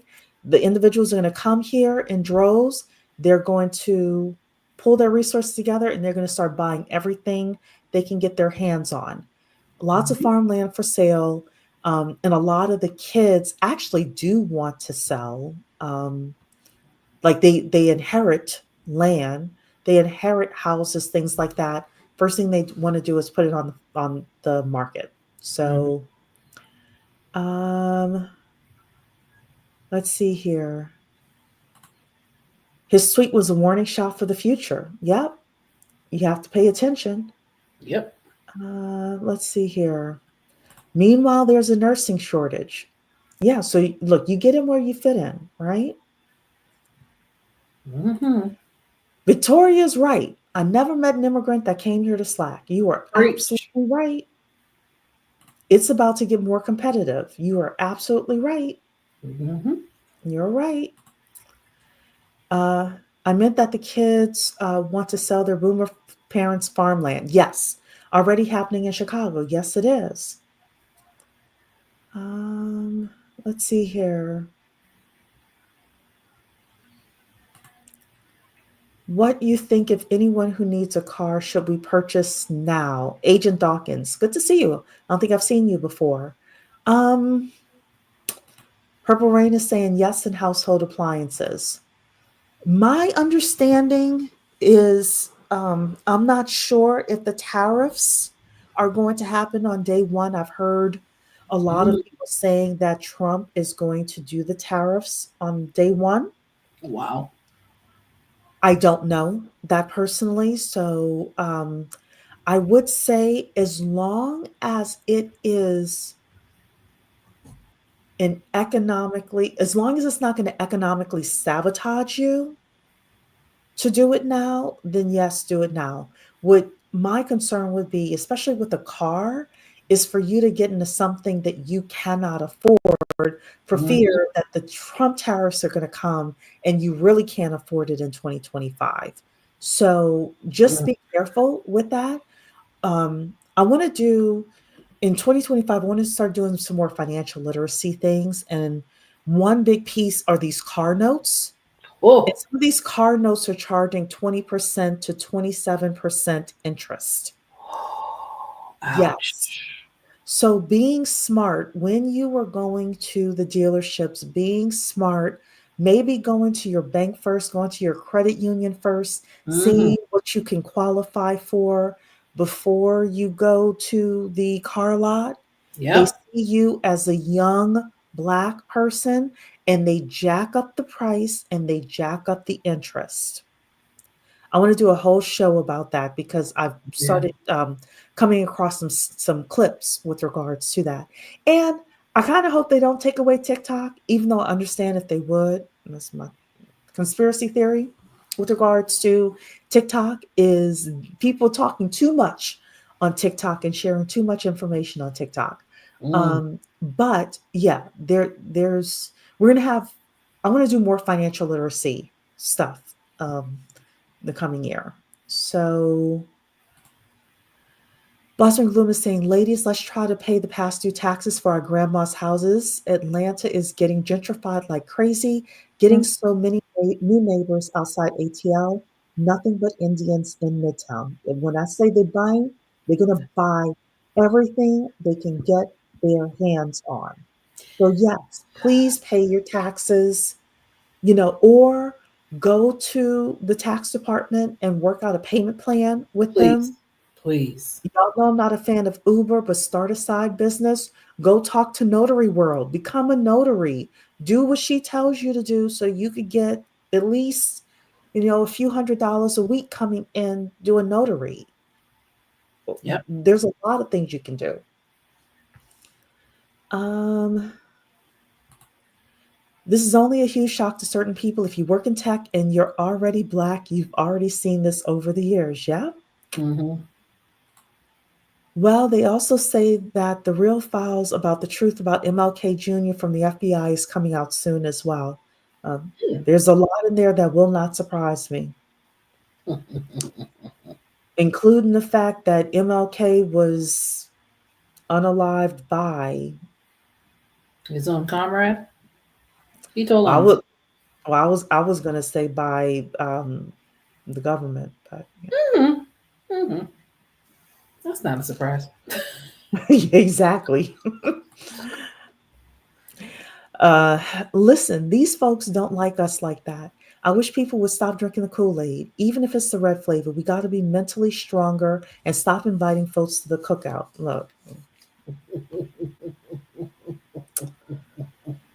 um, All right, Victoria. yeah. Ladies, you need to buy up land too. I agree. That's why I'm telling you, buy as many assets as you can. Don't just prioritize cities. You'll want green land. You'll want open land. Heck, buy land in New Mexico, but you need acres of land to secure your future. This is Yep. why we moved in 2018. I have 3 acres because we want land, and I've got great neighbors. They plant their gardens, but I've got enough land. If I need to start planting a garden, I do want to take my gardening class, but if I need to plant garden and plant my zucchini and tomatoes and all of that, shoot. So I know some of you don't like country rural living, but for those of you who are open to it, I Do suggest it. it. Do it. I suggest it. It's going to make a big difference over the next decade. If Black people are smart, they will go underground and do what they need to do, get your families, communities, health, education, and finances together and move in silence. I agree with this. Agree with that down to earth. A BWE writer said in 2009 they would get rid of civil rights laws after immigrants get ahead of W's using our laws. It's all coming true. Yes, I'm telling you, that guy, um, and I may post it in our community tab if enough of you want me to. Because I listened to his entire 2 hour thing yesterday. And when he said that, if there's enough push from the right people, especially with the Supreme Court that we have, anything is possible. Anything is possible. Because if they feel like they're getting discriminated against, if they feel like they did and I wonder what Edward Bloom has to say about all of this, but they got rid of DEI because they felt they were being discriminated against. If Elon Musk and Vivek Ramaswamy and enough of the tech bros and all of that, piss off the wrong lawyer, and they can prove that they are still being discriminated against because of these H1B visas and immigration. The reason I mentioned the 64 Civil Rights Bill was because that was what opened up immigration. So are they going to strike down a part of that bill and leave the rest of it? That's not what the guy said. He said we want to not revoke, but whatever it is, get rid of the 1964 Civil Rights Bill. So pay attention, but I don't want you to get nervous. I personally want you to focus on your skills, your networks, your resources, buy up as much as you can that makes economic sense. Absolutely. BW, don't take the bait. They'll try new wave coming in. Will try to get you to be the face or the counter side of this debate. Do not engage. Do not make yourself the face of the opposition. I agree with that. Keep your mouth shut. Sip your water, ladies. Sip your water. We all said next 4 years, we're going to sit back. We're going to mind our business. My thing is don't sit back. Get busy. Get busy with your careers and with your networking. Yeah. Stefan was smart and suave, but I digress. I think Stefan was smart, right? I don't remember enough of that. Urkel was the educated lame. Even he chased the popular cheerleader Laura, so his example is useless.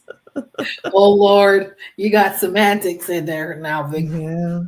Victoria also said Myra loved Urkel and he still was not receptive to Myra.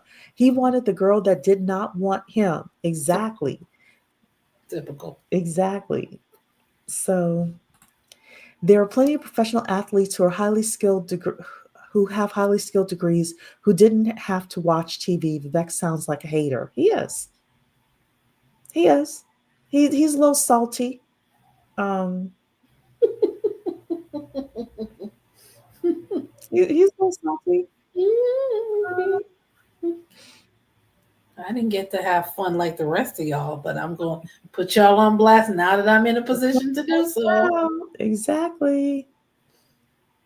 Let's see here. I'm just going through.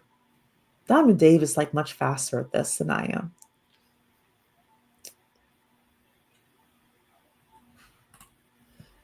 Do not take the bait. Do not debate in public with the Viveks, HB1s, etc. Do not let Black women become the face of the opposition again. It will blow up in your face. Do what's needed behind the scenes. Yes, because they will pick a minority group to go up against this. Please don't let it be us. Please don't let it be us. We're done playing Crusader. And notice how many of them ended up in the C-suite. Yeah, chief technical officers. Yep. And yes, the Asian African kids rebel the most in college. The immigrant mindset doesn't develop well-rounded kids, but they will keep their grades up, or my understanding is they cheat a lot. I'm serious. They will still bring home A's to mama. This is about money at the end of the day. Yes. Yeah. Follow the money. Yeah, the 4B movement. And look, if you want to do the 4B movement, great. If you're not doing it, that's fine too. Just my thing is know what you're doing either way. Know what you're doing. Because whatever you're doing, make sure it benefits you economically.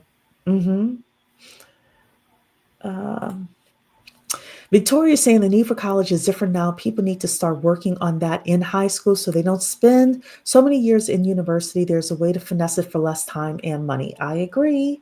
Yep. Like even Christian college circles, they push having kids and getting married without building yourself up first. Here's the thing. I think they do it because they know that if you actually get your footing first, you're less likely to get married, you're less likely to have kids, you're less likely to have as many kids, and you're more likely to stay in a marriage that sucks if you have kids. They're low key trying to trap you. They are, to me, they're high key trying to trap. I'm Yeah. saying this is somebody who is out of the game. They're high key trying to trap you. Yeah. Um, let's see Yeah. here. We talked about the Montessori school a lot. I feel Oh, bad for her. 90K. Um, I'm still like in the back of my mind going, good Lord, that's a lot I of money. know it's And a it's lot it of still money. didn't achieve your goal. Oh my goodness. Didn't achieve the goal. It's not the job of the school to teach the kids to read. It's the parents' school was always meant for networking with the right families. Mm, Um, I'm with you when you're right. Before we got to kindergarten, we knew the alphabet colors and could count to 20 at least and knew Yep. shapes. Everyone in the family that has babies get educational toys early on. I did as well. My mother stayed at Too. home with me for the first 3 years of my life. And then she sent me to this really good school called Preschool of Contemporary Learning. I'll never forget it. And Mm, that was how I got my start. And when you have those basic reading skills, it like everything else can build on it. yeah. Let's see here. Uh,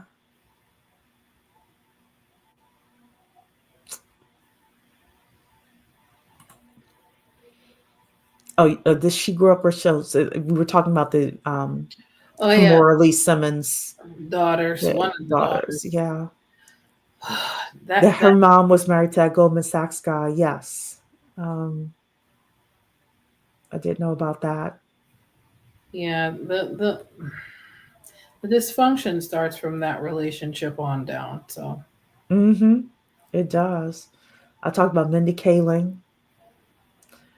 Um, yeah. let's see here.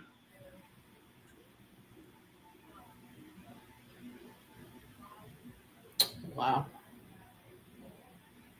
It goes in. Mhm. Live and Lovin' is saying, I knew there was a global decision to have those from Asia in particular to come in due to what's been going on at the Canadian border. Millions came from South Asia or waiting for citizenship. Yeah, but there are between the UK, Germany, Canada, the US, there are people who are like, we've got to lock up these borders. We can't have an influx of people like that, you know? Yeah. So we'll see what happens there. Um, Let's see. You all said so much, and it's my bedtime. So I'm just trying to see if there's anything else here. You don't think a non Chinese company won't buy TikTok? It would be very profitable for them. They've been trying. However, this clock for TikTok being sold started what, a year ago? They Mm-hmm. haven't done it by now. And the clock is supposed to end January 19th. Mm-hmm. If they haven't done it by now, they're not doing it. So they tried to do a Hail Mary. They went and talked to Trump. Trump put out to the Supreme Court not for them to stop the sale or the request of the sale of TikTok. Because when he gets in, so TikTok is supposed to go away on January 19th. Trump is supposed to be inaugurated on January 20th. Trump is saying, I can put a deal together.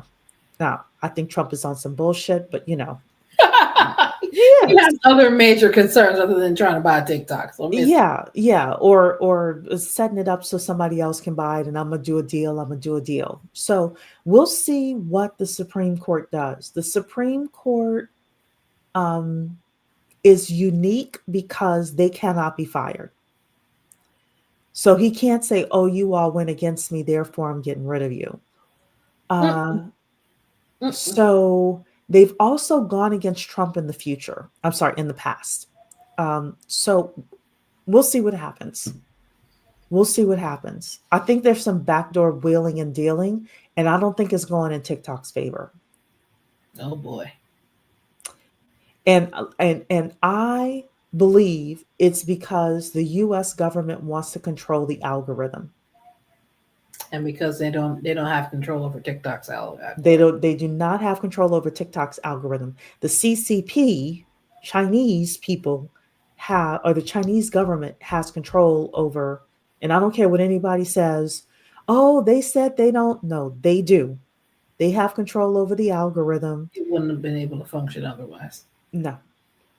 And I think that the US government does not want China to have so much control or the ability to have so much control. So, yeah. It's interesting how these governments have a very incessant need to control things, isn't it? Yeah. Yeah. Ladies, boost those multicultural networks. Your goal is to have ownership. Your goal is to have cash flowing businesses already in line for your family and your future. Yes. And as much as possible, if we can work together with our families, that is going to be the best thing. Yep. Asia Dawkins, you're so here. Good. You're saying, agreed. Thank you. Providing gems, especially on vehicles. You're absolutely welcome. Glad you were still here for it. The 1964 bill said you can't discriminate based on race, sex, religion, color, and national origin. I'm sure there were other things in that 64 bill, but yeah, that guy said that, and that guy is a lawyer saying that he's starting to look into it. So it's in Project we'll 2025 see. anyway. Yeah, look. So I'm telling you just to get your multicultural networks together. Yep. Black women are supposed to be taking PTO for the next few years. Please do strategically. Yes, ladies. Yes. Yes, please do that. Is there a replay for the things not talked about on YouTube meeting? No, we did not. We didn't record it. You had to be there. So, alrighty then. That is it, ladies. Mentor Shelly, final thoughts. Final thoughts is, folks, get your multicultural networks in order. Work to build them, especially in 2025 if you don't already have a healthy one. If you have a healthy one, work to nurture those networks. If it means calling once a quarter, if it means saying hello, if it means showing up at an event that they have going on, keep your calendars busy and working, because networking and having a strong network will definitely pay off in spades in your professional life, whether it be for positions that you are, for being on a board of directors, whether it be you serving in charities, in shelters, not just job prospects, because in volunteering, there can be opportunities as well. That's also a part of you networking in different ways. At the end of the day, always be ready. If you are working a 9 to 5, if you do not have your updates of all of your career marketing tools done, make sure your resume, cover letter, thank you letters, and other things in your professional portfolios are up to date and ready to be used at any given moment. There's no guarantees in the job market, so you want to make sure that you have all of your skills and your tools ready to go. At the end of the day, understand what's going on in the political climate, what's going on in the professional climate, how it's going to directly affect you, and in what way negatively and positively, and pivot accordingly. That's it for me. I love it. So everybody, Mentor Shelly's website is mentorshelly.com. So definitely go get a consultation with her if you need that advice with regards to career transitions. Monkey branching happens generally in a 2-year period, ladies. So everything you're doing today is going to set you up for 2026. Okay. Yeah, there are some people that put it on YouTube and all these other social media places. Oh, I leveled up in 14 days. I leveled up in 30 days. I'm here to say the super majority of people, it takes 12 to 24 months to get a true level up. But guess what? You're going to be 2 years older anyway, right? So the idea is to start now. Right. Start your business now. Start, that degree now, if that's what you're trying to do. Whatever it is that you are looking to do, start it now. And all I can say is get busy. Because 2024, when Cat Williams, when Cat Williams in January said, this is going to be a heck of a year. Boy, was he right. Boy, was he right. He was right. So thank you so much, Mentor Shelly, for being here with me today. Always a pleasure, ladies. Always a pleasure, ladies and gentlemen. For those who are in the chat, thank you so much for joining us tonight. Yeah. And don't forget to hit the like button on your way out. Love you very much. And I will see you all in a couple of days. Take care, ladies. Bye, ladies. Bye, everybody.